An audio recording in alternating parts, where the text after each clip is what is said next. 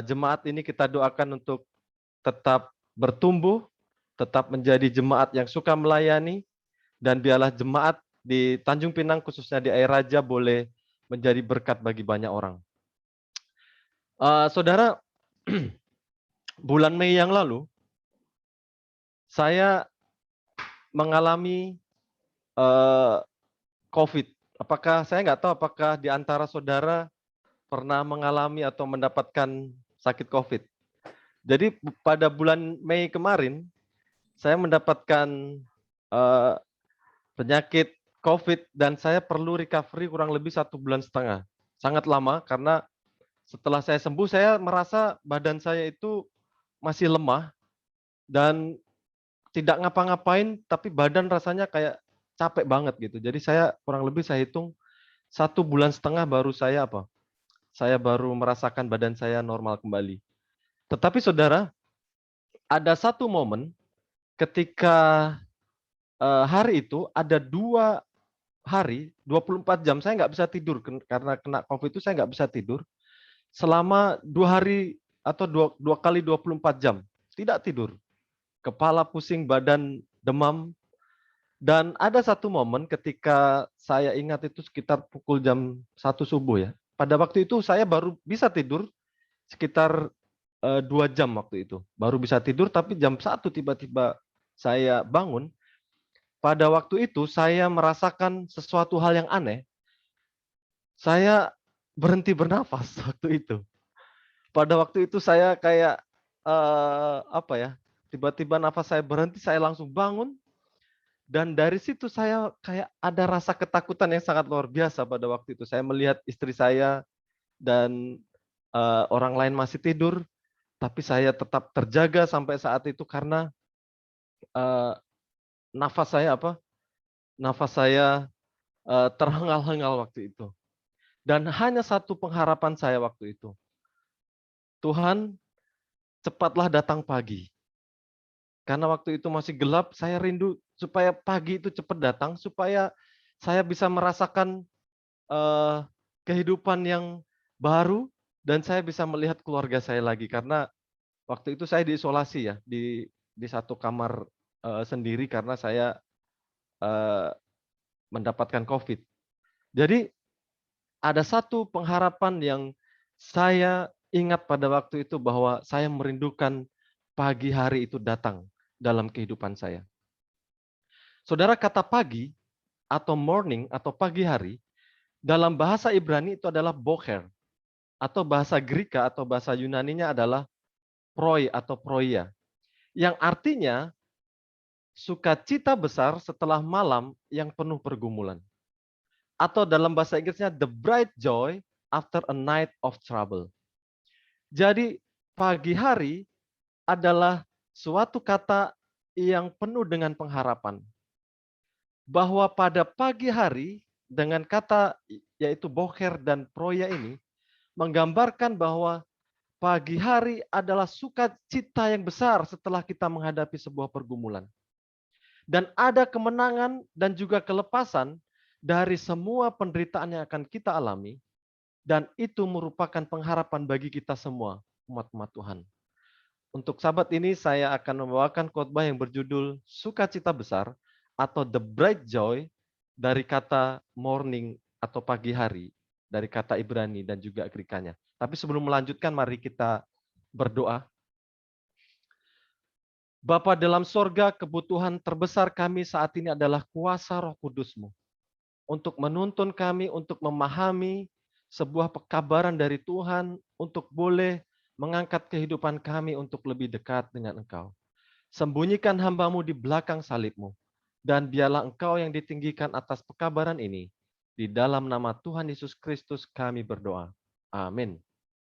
Jadi kita sudah mempelajari bahwa kata pagi hari atau morning yang menyatakan adalah sukacita besar setelah mengalami malam yang penuh dengan pergumulan. Saudara, kata pagi atau pagi hari atau morning merupakan momen yang spesial, ya. Jadi kita sudah pelajari tadi bahwa kata pagi atau pagi hari merupakan kata pengharapan bahwa kita akan mendapatkan sukacita, mendapatkan kemenangan, dan menempatkan kelepasan dari apa? Dari segala pergumulan yang kita hadapi. Yang pertama, dalam Kejadian 1, bahwa pagi hari atau pagi itu digunakan untuk perhitungan waktu. Ya, kita melihat bahwa dalam penciptaan Tuhan mengatakan bahwa jadilah petang, jadilah pagi, itulah hari pertama. Jadilah petang, jadilah pagi, itulah hari kedua, hari ketiga, dan seterusnya. Jadi kata pagi digunakan oleh Tuhan sebagai perhitungan waktu. Kalau kita bicara tentang waktu, ya, waktu itu akan berjalan terus apapun situasinya. Kalau kita berbicara tentang waktu, siap atau tidak siap, waktu itu akan berjalan terus. Jadi, kalau kita berbicara masalah waktu, kita harus menggunakan waktu kita dengan baik, karena kalau waktu itu sudah berlalu tidak bisa diulang lagi. Ya. Dan pada pagi hari adalah waktu yang tidak bisa digantikan. Kalau tadi pagi kita sudah lewatin, ya sudah, kita sudah tidak bisa mengulang kembali waktu yang sudah berjalan. Mungkin akan datang lagi besok, waktu yang berikutnya. Dan akan ada masa bahwa waktu atau pagi hari itu akan hilang oleh karena waktu. Jadi kata pagi hari merupakan momen yang spesial karena itu digunakan untuk perhitungan waktu, dan waktu itu tidak akan pernah bisa kembali setelah waktu itu lewat. Dan waktu itu juga apa? Tidak bisa siapapun orang yang bisa menahan waktu, karena apapun kondisinya, apapun situasinya, waktu itu akan tetap terus berjalan. Yang kedua adalah digunakan untuk persembahan korban, ya, pada pagi hari. Imamat 6 ayat 12. Jadi para imam-imam pagi-pagi mereka harus mempersiapkan hal-hal yang diperlukan untuk persembahan korban bakaran, dan setiap pagi mempersembahkan korban keselamatan. Jadi pagi hari digunakan waktu yang sangat spesial, di mana disitulah para imam menggunakan waktu untuk mempersembahkan korban. Yang berikutnya dalam Keluaran 16 ayat 21, yaitu memungut mana. Saudara, Tuhan memberikan makan kepada bangsa Israel setiap pagi kecuali hari Sabat. Setiap pagi kecuali Sabat, mana itu akan turun. Dan itu Tuhan berikan gratis kurang lebih selama 40 tahun bangsa Israel memungut mana. Saudara tahu bahwa bangsa Israel diperbudak oleh Mesir, mereka harus bekerja, mereka harus berpeluh kesah untuk mendapatkan makanan. Tetapi Tuhan memberikan mana secara gratis setiap pagi untuk bangsa Israel untuk bisa memakan roti yang Tuhan berikan kepada mereka. Tuhan memberikan secara gratis setiap hari, secara cuma-cuma. Tetapi syaratnya harus diambil pagi. Jadi kalau saudara dan saya bangunnya lewat siang, ya, mana itu sudah tidak ada. Tuhan memberikan makanan gratis, tetapi syaratnya harus pagi-pagi kita harus apa? Mengambil mana itu. Jika terlambat kita bangun, kita tidak akan mendapatkan makanan. Dan karena pagi itu adalah waktu yang tidak bisa menunggu, menjadi pertanyaan bagi kita, jam berapa kita bangun sekarang?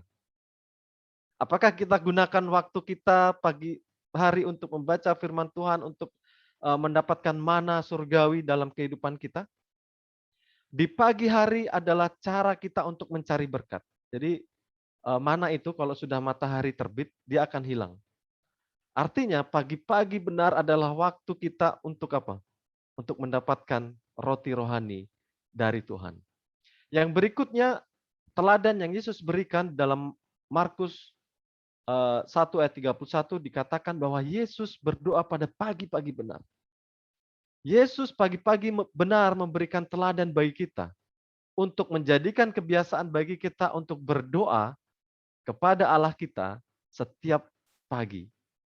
Yesus memilih waktu pagi-pagi benar untuk berdoa. Dia tidak memilih waktu siang hari. Yesus tidak memilih waktu sore hari untuk berdoa, tetapi dia memilih waktu yang spesial, momen yang spesial ini di pagi hari untuk berdoa kepada Bapaknya. Jadi pagi hari adalah momen spesial yang boleh kita berikan waktu kita untuk apa? Untuk Tuhan. Saudara, di pagi hari kita sudah pelajari bahwa pagi hari adalah the bright morning after the night of trouble, atau sukacita besar setelah malam yang penuh dengan pergumulan. Saudara, banyak cerita atau peristiwa dalam Alkitab bagaimana Tuhan memberikan sukacita, kemenangan, dan kelepasan pada pagi hari setelah malam pergumulan yang dihadapi oleh orang-orang yang ada di Alkitab. Kita akan belajar. Yang pertama adalah Yakub. Kita boleh belajar atau membaca dalam Kejadian 32 ayat 24 sampai 28, di mana Yakub bergumul pada malam sebelum dia bertemu dengan kakaknya Esau. Dia bergumul dengan perasaan rasa takut yang sangat hebat. Jangan-jangan kakaknya akan membunuh dia atas kesalahan yang Yakub lakukan pada masa yang lalu. Pada malam itu dia bergumul dengan Tuhan di tepi sungai Yabok. Bahkan dia bergulat dengan Tuhan dan dia menang atas pergumulan itu. Dan Yakub atau Tuhan memberikan kemenangan itu pada pagi-pagi benar. Kalau saudara baca itu saat fajar menyingsing. Pada pagi-pagi benar. Pada hari itu ketika Yakub memenangkan pergumulan itu, Tuhan mengganti namanya bukan lagi Yakub, yang artinya adalah pecundang, yang artinya adalah seorang pembohong, pendusta. Tuhan mengganti namanya menjadi Israel, yang artinya adalah seorang pemenang. Jadi Yakub mengalami sebuah pergumulan yang sangat hebat pada malam sebelum dia bertemu dengan abangnya. Dan pada pagi-pagi benar, Tuhan memberikan kemenangan dan bahkan mengganti namanya bukan lagi Yakub yang artinya adalah pecundang dan pembohong, tapi mengganti namanya menjadi Israel yang artinya seorang pemenang. Kita belajar juga dalam kisah Lot dalam Kejadian pasal 19. Setelah malam yang penuh dengan pergumulan ketika Lot bersama dengan keluarganya harus menghadapi banyak orang yang mengepung rumahnya, yang menginginkan tamu yang ada di rumah Lot. Saking jahatnya orang-orang Sodom pada malam itu, malaikat membuat mereka orang-orang itu dibuat buta. Dan di ayat yang ke-15, Tuhan memberikan kelepasan bagi Lot dan keluarganya pada pagi-pagi benar, saat fajar menyingsing, sebelum kota itu ditunggang balikan oleh api dan belerang. Pada pagi-pagi benar, Tuhan memberikan kelepasan kepada Lot dan juga keluarganya. Kita juga belajar kisah Yosua dalam Yosua 6 ayat 15. Tuhan memberikan sukacita yang besar pada Yosua, yaitu pagi-pagi benar ketika fajar menyingsing. Dengan robohnya tembok Yeriko selama 7 hari lamanya mereka bergumul untuk mendapatkan atau meruntuhkan tembok Yeriko. Jadi Tuhan memberikan kemenangan kepada Yosua dan juga pasukannya pada pagi-pagi benar. Saat fajar menyingsing, tembok yang sangat kuat itu Tuhan rubuhkan dan memberikan kemenangan kepada Yosua dan juga pasukannya. Dan yang berikutnya yang terakhir, Musa dalam Keluaran pasal 14. Musa dan bangsa Israel mengalami malam yang penuh tantangan. Ketika hendak meninggalkan Mesir, pada saat mereka berjalan meninggalkan Mesir, dan ketika tentara-tentara Firaun mengejar mereka, mereka menemui jalan buntu. Kanan kiri terdapat gunung dan juga bukit-bukit, dan di depan mereka ada sebuah lautan. Bangsa Israel terjepit, mereka bergumul. Mereka mengalami malam yang penuh pergumulan dan penuh tantangan. Tetapi kita melihat bagaimana kuasa Tuhan. Dalam Keluaran 14 ayat 27, pada pagi-pagi benar, saat fajar menyingsing, Tuhan memberikan kelepasan pada bangsa Israel dengan membelah laut Tebrau. Sehingga bangsa Israel boleh menyeberang laut itu. Dan tidak ada satu orang pun yang mati Sebaliknya, banyak tentara-tentara Firaun yang mati dalam peristiwa itu.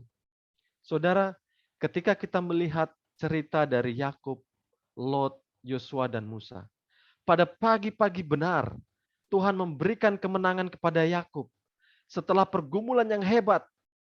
Pagi-pagi benar Tuhan memberikan kelepasan kepada Lot dan bangsa Israel setelah pergumulan yang hebat yang mereka hadapi saat itu. Dan pagi-pagi benar Tuhan memberikan kepada Yosua dan bangsa Israel kemenangan atas pergumulan mereka. Dari sini kita belajar bahwa pagi merupakan pengharapan dan momen spesial bagi umat-umat Tuhan. Bahwa Tuhan akan memberikan kita sebuah kelepasan. Tuhan akan memberikan kita sebuah kemenangan dari segala pergumulan kita. Bahwa itu menjadi pengharapan bagi masing-masing kita. Saudara, lain halnya dengan Lot, Yakub, dan juga Musa, Yosua. Hal yang lain yang Yesus alami sangat berbeda. Ketika Yesus bergumul pada malam hari, dia bergumul, dia merasa dikhianati, dan dia sempat berdoa.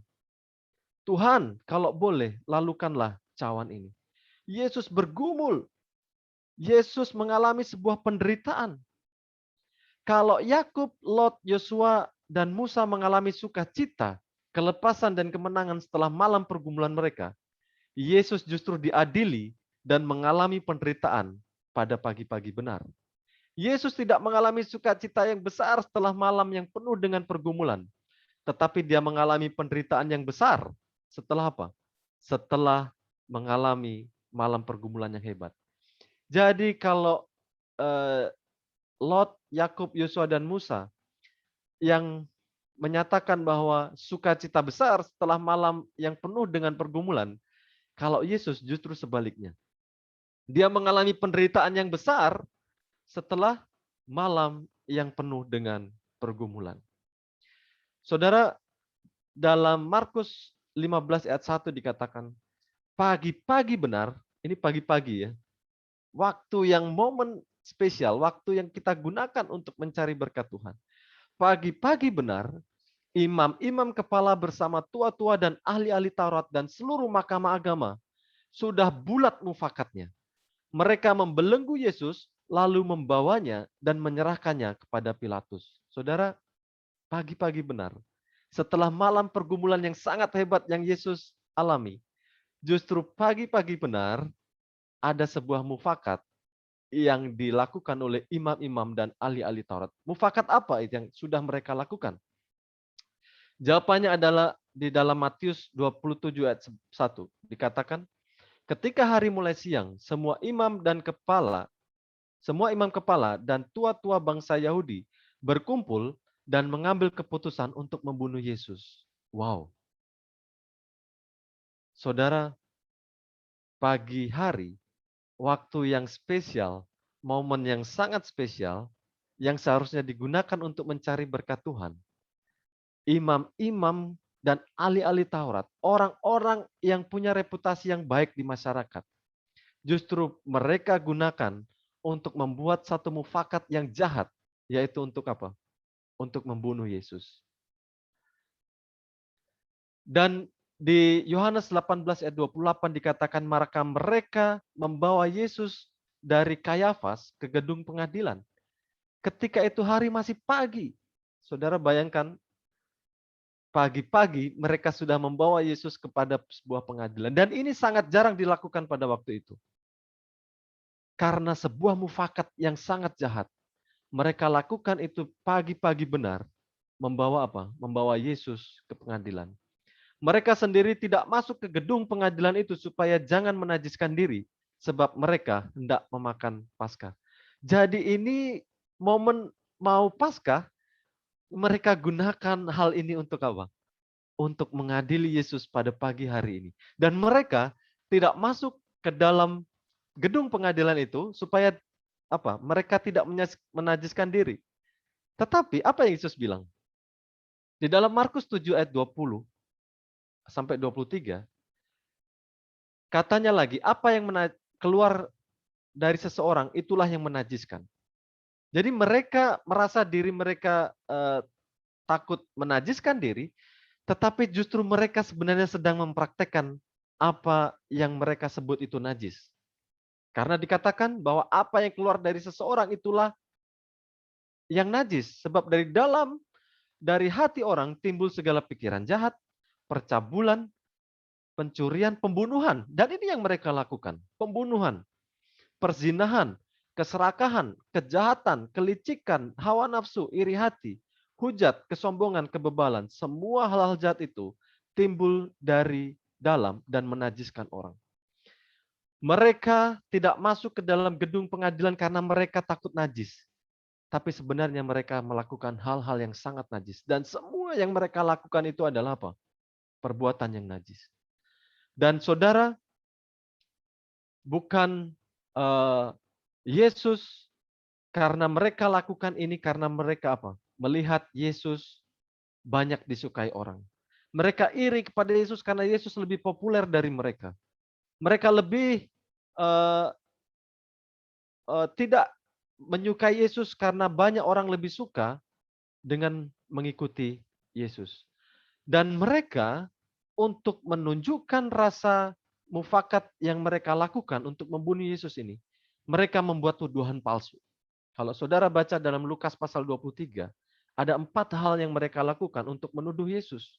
Yang pertama adalah menyesatkan bangsa Yahudi. Jadi Yesus dianggap memiliki ajaran-ajaran yang menyesatkan bangsa Yahudi. Yang kedua, melarang membayar pajak. Padahal Yesus bilang apa? Apa yang menjadi hak kaisar berikan itu. Dan mereka menuduh bahwa Yesus mengatakan bahwa ia adalah raja. Dan yang berikutnya adalah menghasut rakyat. Saudara, karena mereka tidak mendapati akan kesalahan Yesus, mereka membuat tuduhan palsu dan saksi palsu. Dan dalam Lukas pasal 23 ada beberapa tuduhan yang mereka buat supaya apa? Supaya memojokkan Yesus yang menentang kebijakan dan peraturan pemerintahan Roma. Saudara, ketika tidak didapati kesalahan dan tuduhan-tuduhan palsu pun dibuat, belum membuktikan Yesus bersalah. Kalau saudara baca dalam Matius 26 ayat 63 sampai 68, ada jawaban Yesus yang menyatakan bahwa dia adalah anak Allah, itu dianggap menghujat Allah sesuai dengan hukum Musa pada Imamat pasal 24 ayat 16.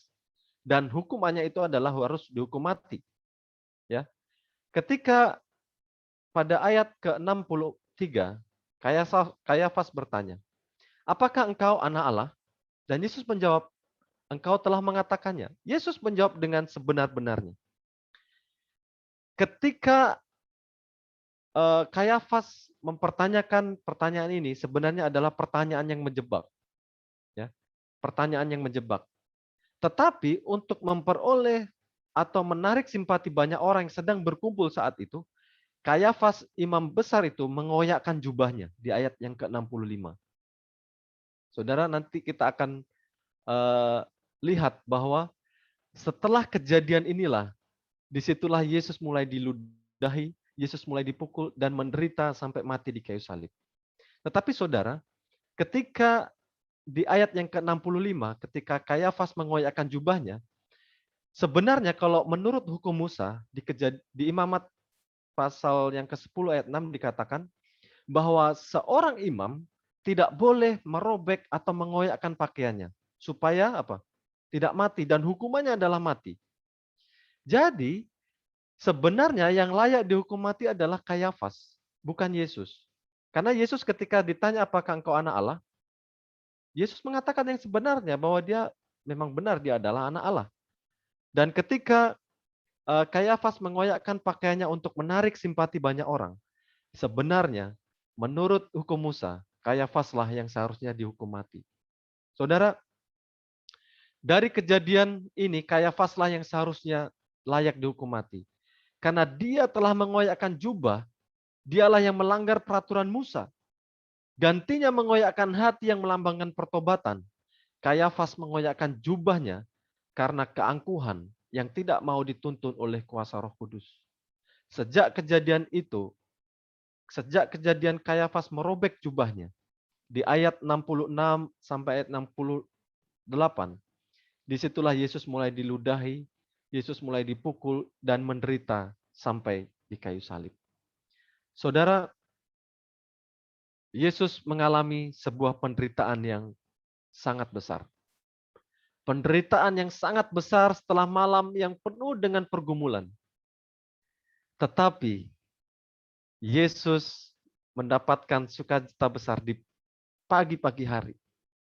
Ketika murid-murid Tuhan Yesus datang menjenguk kubur Tuhan Yesus pada hari yang ketiga, mereka melihat atau mendapati kubur itu telah kosong. Yesus juga memberikan pengalaman yang sangat luar biasa bahwa dia mengalami penderitaan yang sangat besar, dan penderitaan yang besar setelah malam yang penuh pergumulan berganti dengan sukacita yang besar setelah malam yang penuh dengan pergumulan. Yesus bangkit pada pagi-pagi hari. Saudara, pergumulan yang Yesus alami, pergumulan atau penderitaan yang Yesus alami, itu merupakan suatu hal yang boleh kita imani bahwa Yesus bangkit pada hari yang ketiga. Kalau Yesus mati dan dia tidak bangkit, sia-sialah pengharapan kita. Untuk itu Yesus memberikan pengharapan bagi kita bahwa Yesus menggunakan momen pagi-pagi benar untuk bangkit, untuk menyatakan sukacita, untuk menyatakan kelepasan, dan untuk menyatakan kemenangan atas pelayanan dan misinya di dunia ini. Yesus mengubah penderitaan yang hebat setelah malam yang penuh dengan pergumulan menjadi sukacita besar setelah malam yang penuh dengan pergumulan. Saudara, pagi hari merupakan momen yang spesial di mana pertolongan datang pada pagi hari dalam Mazmur 46 ayat 5. Pagi hari di mana kita boleh mendapatkan kasih setia Tuhan dalam Mazmur 90 ayat 14. Meminta pertolongan Tuhan dalam Mazmur 19 ayat 147. Dan pagi hari boleh mendapatkan kasih setia dan rahmat Tuhan dalam Ratapan 3 ayat 22 sampai 23. Saudara, mari kita gunakan waktu yang sangat spesial. Waktu pagi hari, di mana kita boleh datang untuk mencari berkat Tuhan. Waktu yang penuh dengan berkat dan pengharapan untuk boleh kita dapatkan bersama dengan Tuhan. Saudara, kalau Yesus yang sudah memenangkan segala pergumulan yang hebat, kalau Yesus sudah mengalami sebuah penderitaan yang paling hebat yang pernah dialami di dunia ini, mungkin tidak ada manusia di dunia ini yang mengalami percobaan atau penderitaan yang hebat yang dialami oleh Yesus. Karena dalam 1 Korintus 10 ayat 13 mengatakan, pencobaan-pencobaan yang kamu alami ialah pencobaan-pencobaan yang biasa, yang tidak melebihi kekuatan manusia. Sebab Allah setia dan karena itu ia tidak akan membiarkan kamu, saudara dan saya dicobai melampaui kekuatan kita. Pada waktu itu, pada waktu saudara dan saya dicobai, ia akan memberikan kepada kita jalan keluar sehingga saudara dan saya dapat menanggungnya. Saudara, jika saat ini saudara dan saya mengalami sebuah pergumulan, mungkin bergumul atas sakit penyakit, mungkin bergumul masalah keuangan, mungkin kita sedang bergumul dengan masalah keluarga, atau mungkin saudara dan saya sedang bergumul dengan pekerjaan dan juga usaha. Bawalah pergumulan itu kepada Yesus yang sudah memenangkan pergumulan terbesar sepanjang sejarah dunia ini, yaitu menebus dosa saudara dan saya. Dalam Matius 11 ayat 27 dikatakan, marilah kepadaku semua yang letih lesu dan berbeban berat, aku akan memberikan kelegaan kepadamu. Saudara, bawa semua pergumulan kita kepada Yesus. Dan Yesus akan memberikan kemenangan kepada kita atas segala pergumulan kita. Karena sebenarnya pergumulan yang terbesar saudara dan saya bukanlah masalah sakit penyakit, bukanlah masalah finansial atau keuangan, atau pekerjaan atau usaha. Dan apapun yang dunia tawarkan untuk kita berikan adalah semuanya kesia-siaan. Sebenarnya pergumulan yang terbesar bagi saudara dan saya adalah dosa kita. Dan Yesus sudah memberikan itu sebuah pengharapan bahwa kita boleh datang kepada Yesus Kristus supaya kita boleh apa? Boleh mendapatkan kemenangan dan kelepasan. Mari kita bawa semua pergumulan kita kepada Yesus dengan merobek hati kita supaya tidak ada lagi kesombongan dan keangkuhan dalam diri kita, supaya kita akan dituntun oleh kuasa Allah melewati semua pergumulan-pergumulan kita. Saudara, dalam pena inspirasi dalam buku Maranatha halaman 288 dalam English version mengatakan glimpse of the golden morning. Di Oktober, tanggal 7 Oktober.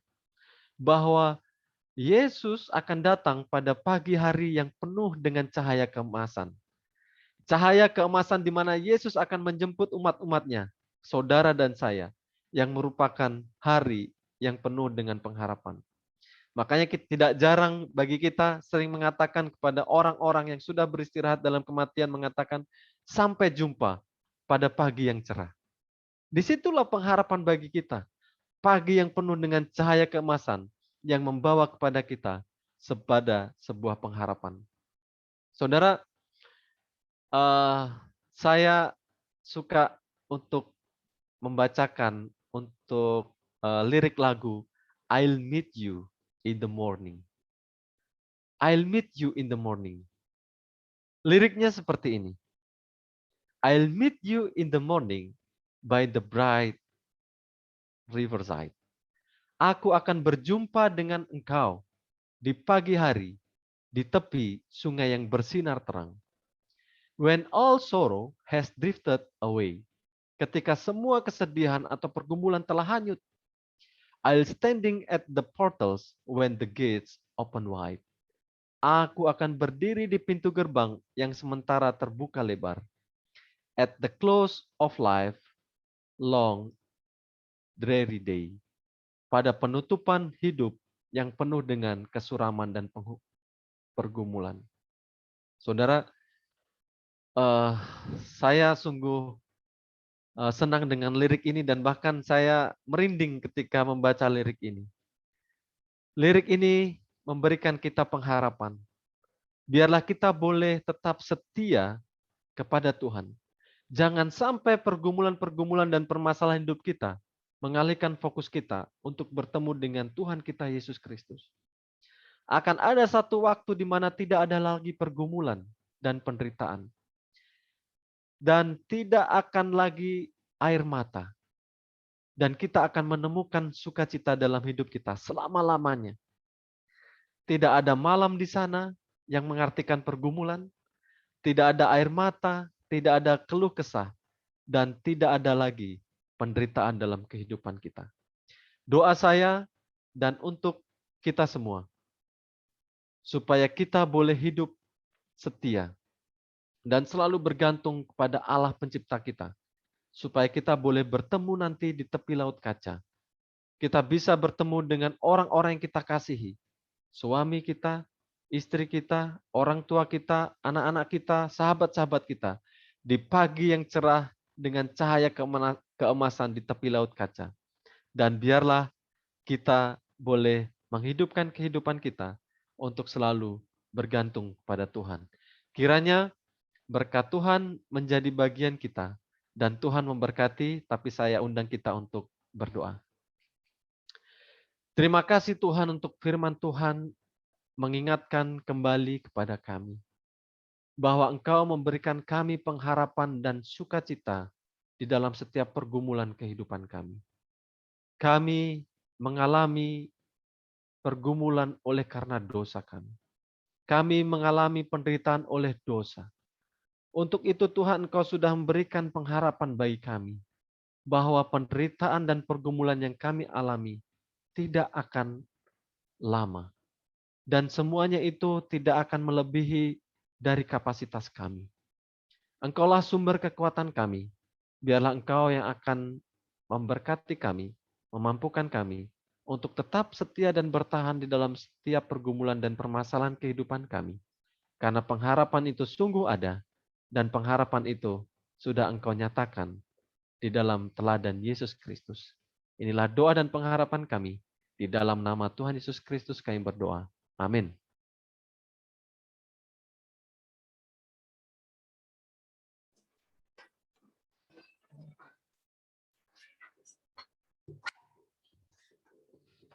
Terima kasih kita ucapkan kepada Bapak Yosef yang sudah membawakan firman Tuhan yang begitu baik pada hari Sabat yang indah ini, memberikan kita pengharapan untuk kehidupan kita di masa-masa kesukaran kita di dunia ini. Baiklah, mari kita tutup acara kita membuka lagu Sion nomor 368 sambil berdiri dan sambil mengumpulkan persembahan. Lagu Sion nomor 368.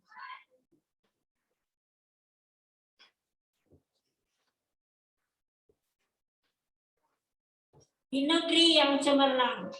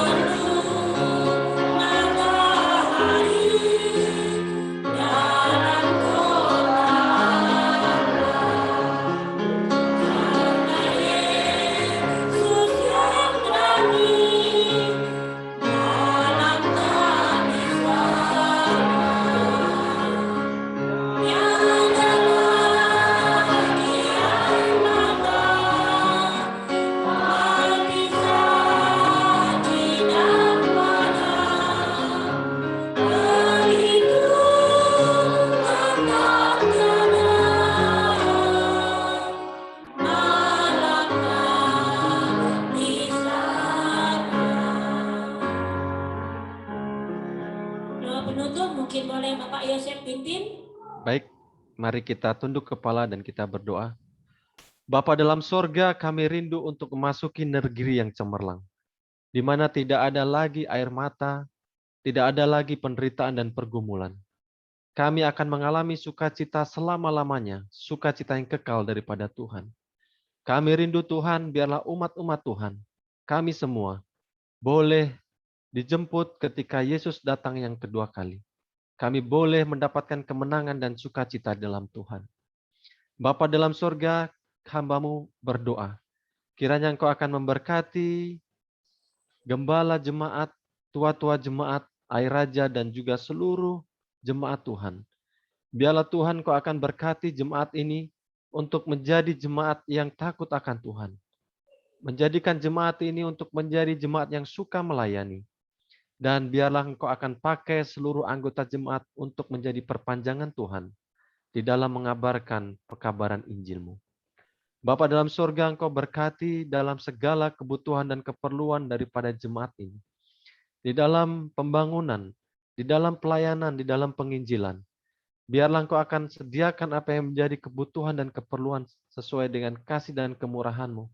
Dan biarlah jemaat ini semakin hari demi hari boleh bertumbuh di dalam iman mereka. Bapa dalam surga, kiranya Engkau akan memberkati kehidupan kami pada Sabat ini dan juga hari-hari yang akan datang. Kami tidak ada yang tahu apa yang akan terjadi, tapi biarlah Engkau mengajarkan kami untuk selalu bergantung dalam kehidupan kami, karena Engkaulah yang akan memberikan kelegaan di dalam kehidupan kami. Bapa dalam surga, bersama-samalah dengan kami sepanjang hari Sabat ini, dalam segala acara perbaktian kami. Doa ini kami perlaskan dalam nama Tuhan Yesus Kristus. Amin.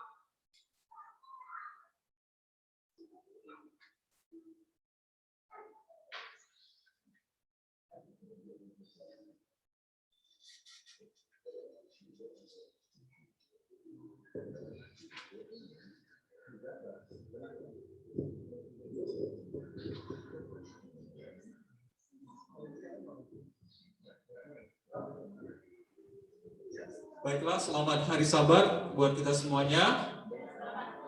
Sebelum kita berpisah, kembali mohon maaf Saudara Yosef, seharusnya tadi di awal khotbah ya, sebelum khotbah, memperkenalkan saudara, tetapi kami merasa bahwa semuanya sudah kenal, jadi kami tidak perkenalkan. Tapi kami juga mungkin rupanya belum boleh perkenalkan secara singkat bahwa Saudara Yosef ini adalah anggota Ketua Jemaat Disdak Jemaat berbahasa Inggris di Pulau Batam, dan beliau telah dikaruniai seorang putra, seorang istri yang sangat dicintai dan dikasihi Tuhan.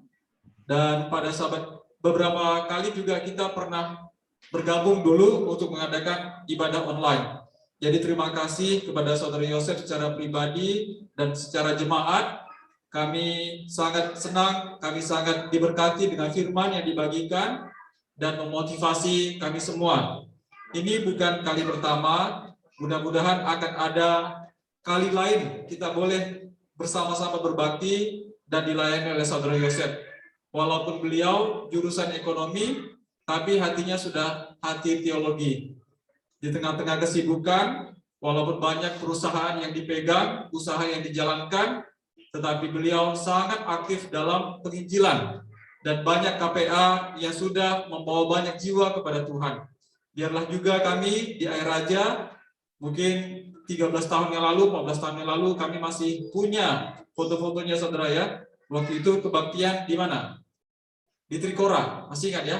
Kebaktian di alam ya, ada Pak Manurung juga, semua kita hadir sebagian ya. Kita bersuka cita Tuhan masih berkati hingga saat ini, dan kami sekali lagi menyampaikan terima kasih yang sebesar-besarnya kepada Saudara Yosef.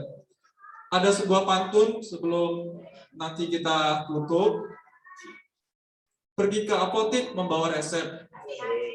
Resep disimpan di dalam peti. Terima kasih Saudara Yosef. Semoga Tuhan selalu memberkati. Sampaikan salam kami kepada Ibu yang sangat mendukung, kemudian Ethan dan juga Oma serta Opa, dan juga Jemaat Pisgaya, Saudara Yosef ya. Mungkin ada kata-kata sebelum berpisah? Ya, sekali lagi terima kasih untuk kesempatan yang diberikan, dan saya sangat senang boleh bergabung pada sahabat ini, dan ya mungkin kalau ada lain waktu boleh bergabung lagi, dan kita tetap semangat di dalam pelayanan dan penginjilan.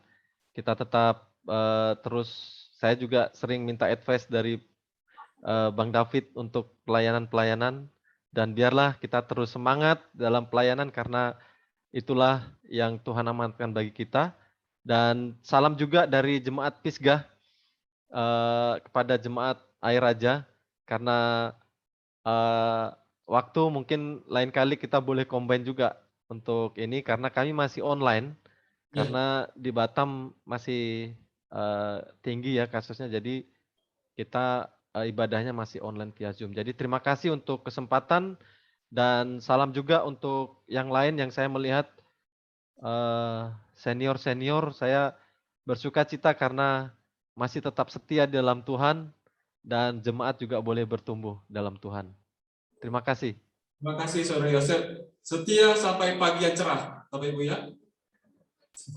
Baiklah, sebelum kita berpisah, ada satu pengumuman. Tadi sudah disampaikan bahwa Sabat depan kita akan dilayani oleh Bapak Hence, seorang pilot. Mungkin Saudara Yosef jika mau bergabung juga boleh, karena sangat baik, kami sudah mengikuti ibadahnya. Mereka membawakan ibadah di gereja lain, dan Bapak ini seorang pilot yang bekerja sekarang di Arab. Jadi Bapak ini mungkin kalau kita masih ingat dulu ya, Bapak Hence. Jadi Sabat depan kita boleh berbakti bersama Bapak Hence dan bahkan juga mungkin dengan keluarganya. Demikian yang boleh kami sampaikan. Kami berikan kembali waktu ini kepada Ibu Pemimpin. Baiklah, sekali lagi kami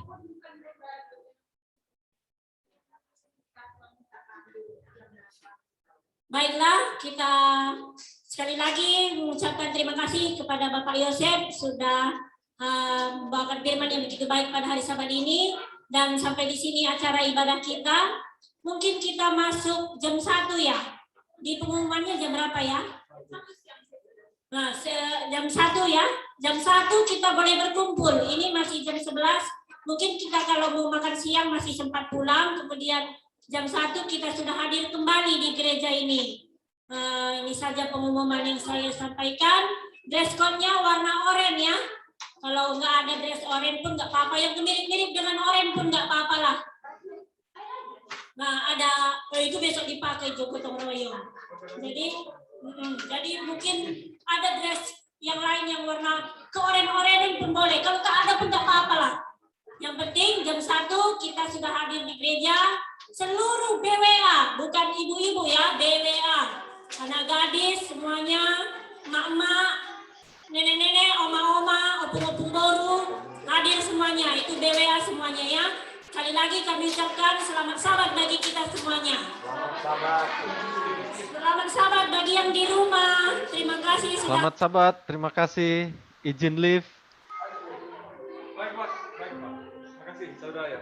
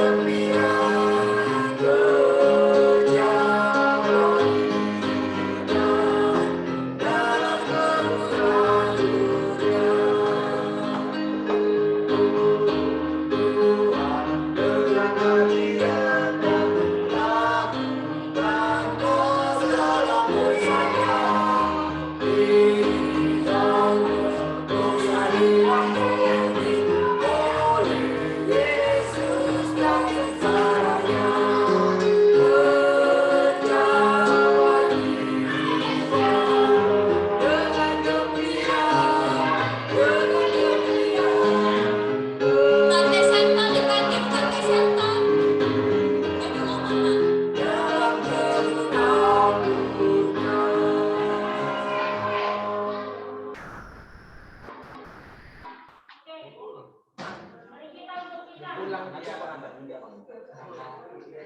bohong dan jam ini mau pulang mana kau